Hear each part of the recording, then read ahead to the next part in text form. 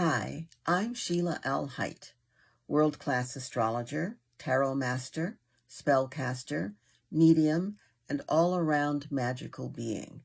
And I'm here today to talk to you about this week's astrological aspects. So, this week is a very calm week. It's a week where things can be worked out. So that means that obstacles may indeed appear, but they can be worked out. And the most important thing to remember is to keep your feet on the ground and to stay centered. So that looks like this. On Tuesday, the planet Mercury, intellect, how we communicate, is opposition Mars. So there's Mercury, what I've got to say, and Mars, what I'm going to do. And they're at opposition each other. What you have to remember here is that your mind, Mercury, and your actions, Mars, need to work together. You need to figure out how to make that work. One of the easiest ways to figure it out is don't fly off the handle. Whatever that is that you've got to say that will just be the perfect thing, rethink that about 10 or 15 times. And somewhere around the third or fourth, actually, you'll say, I get it. I don't really have to appear to be the most brilliant person in the room with what I'm about to say or the most witty person, because it's not as brilliant or as witty as I think. So in other words, just pass on that. Let it be okay that you know what you know, but you don't have to share it with everyone. On Wednesday, Venus, the planet of relationships, Venus, the planet of value, especially self-value, the planet of women, of healing, and of money, is opposition Mars. There's a lot of stuff going on with Mars. So what you could do is Mars being the planet of how we take action, men, and aggression, you need to take a look and see that an opposition isn't necessarily a bad or a difficult thing. An opposition is presented to you so that you can stand in the center and hold the space for all of the balance and beauty of Venus and for all of the action and passion and intensity of Mars. So you don't have to allow Venus to run the show, because Venus might just run the show by running off with only the best things and not dealing with the necessary things. Or Mars running the show, because Mars might want to just fight everybody. So Venus opposition Mars literally means take advantage of the fact that one part has shown up to make something work for you, and that another important part has shown up to make something work for you. And let both of them work together. Balance here is the key.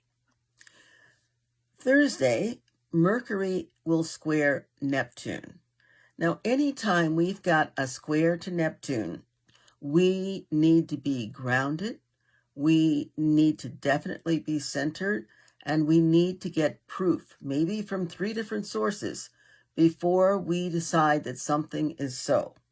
And that's even if you're just balancing your checkbook. So Mercury, again, communication. Mercury, how we gather and process information. Mercury, how we deal in our environment. Neptune is really phenomenal because Neptune is very creative. It's very soulful. It's very much a part of who we are, even when we're not aware of that part of ourselves. So when we're not aware of that part of ourselves, we're kind of working in a blind or in a fog.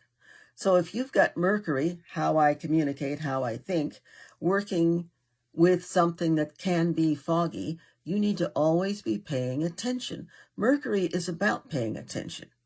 Pay attention. Let's not let the edges get all fuzzy.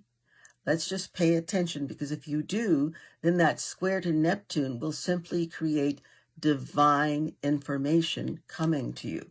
And you'll know what that divine information is bringing you. You'll know the value of it.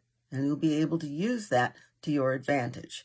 If you don't stay centered, if you're not going to work with Mercury in a proper way, if you're not going to acknowledge that Neptune can be fuzzy around the edges, you're going to be running through the village yelling, the sky is falling, the sky is falling. when that's not what's happening at all. On Saturday, Venus, the planet of women, the planet of balance, the planet of healing, Venus will square Neptune. Be careful. The person, that ideal person that you've met, may not even really exist. I don't mean that they may be just invisible friends. I mean that what the qualities you're seeing in that person or the qualities you're seeing in that situation may not exist.